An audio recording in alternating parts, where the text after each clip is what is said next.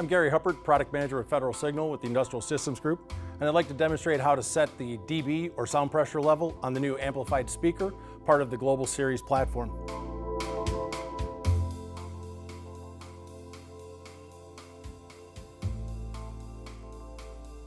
The first step is to loosen the set screw that holds the audible cap in place.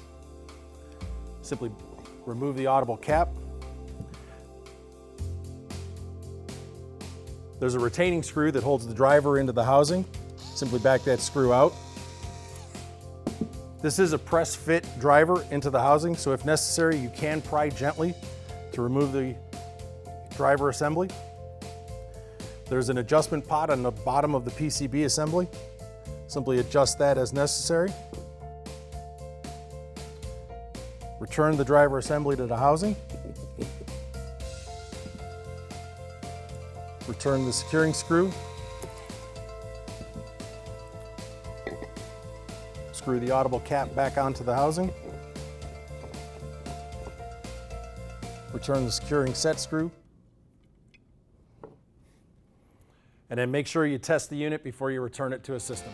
And this is one example of the flexibility of the Federal Signal Global Series.